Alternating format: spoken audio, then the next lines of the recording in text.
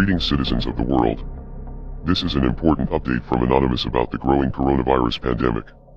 If you have been following our reports in recent weeks, we have been keeping a close eye on the COVID-19 coronavirus that has now taken the lives of over 2,000 people and infected at least 77,000 others.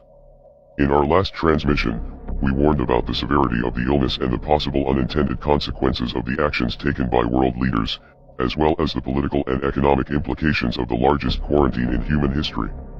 There were some who believed that our warnings were alarmist, but now, just a week after our last message, many of our predictions have become a reality, and people all over the world are finally starting to take notice, and starting to take this threat seriously.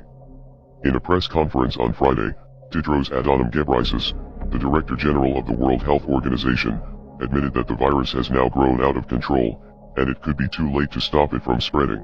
The WHO-led joint mission in China has been working in Beijing, Sichuan, and Guangdong, and will travel to Wuhan tomorrow to continue its work at the epicenter of the outbreak. We're working with all of partners under goal to safeguard the health of the members of the team and to take appropriate measures when they return to their countries of origin.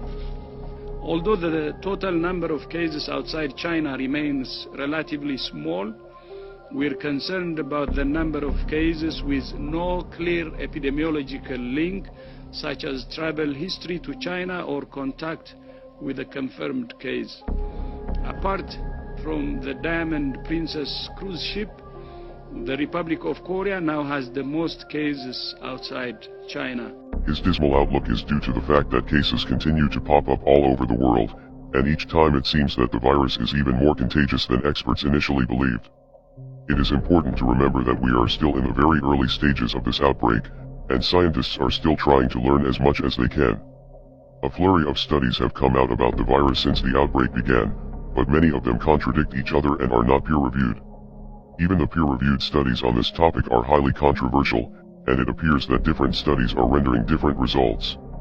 One thing is for certain, this virus is far more contagious and deadly than was initially believed. In the early days of the outbreak, officials in Wuhan assured residents that the possibility of human-to-human transmission was very low. It was believed that the early cases in Wuhan were all linked to infected meat at one of the city's markets. However, when medical workers began to fall ill, and when cases of transmission between humans were reported outside of China, people began to realize that they were dealing with something much more serious. In the days since, we have seen the number of cases skyrocket, both in China and other parts of the world, but this is mainly due to the fact that hospitals are actually testing for the virus now, and the record-keeping has become more organized. In a recent case in Italy, where 50,000 people in dozens of cities have been placed on lockdown, one of the early patients was misdiagnosed numerous times because he was not tested for the virus. Doctors did not test him because he had not recently been to China, and therefore was not considered a high risk.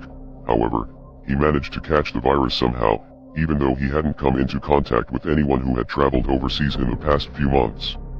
This shows that the virus has reached far beyond the point of containment, because infected patients are popping up on the other side of the world, and researchers are unable to trace it back to the epicenter, likely because the web of contact has become so complicated, now that millions of people from the epicenter have come into contact with millions of other people all over the world, who exponentially come into contact with millions of others.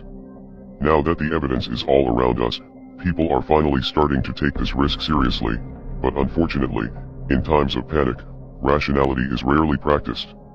In Ukraine, riots broke out when citizens who were evacuated from China were brought home.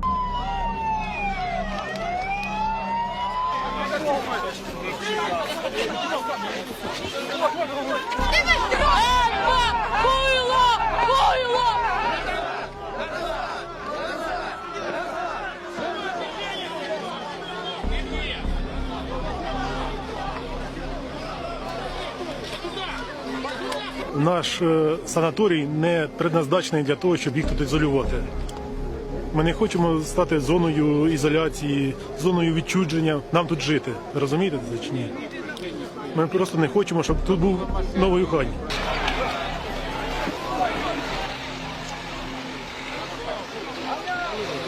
Я тебе поламаний.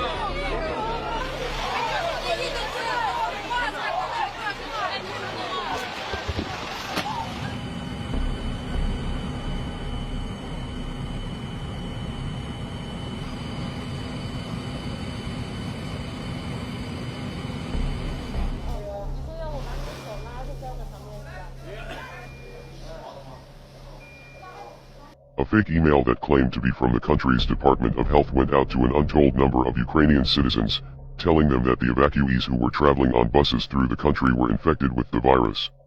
While it is unclear if these patients were actually tested, some residents welcomed the evacuees back home by protesting and throwing bricks at their buses before rioting and setting things on fire in the street to create a blockade. Obviously, if these people were actually infected, the most foolish thing to do would be to throw bricks through the window of their contained bus, so these protesters ended up putting themselves in danger with their hysterical response. We are facing a great danger, but as always, cooler heads will prevail. We are anonymous. We are legion. We do not forgive. We do not forget. Expect us.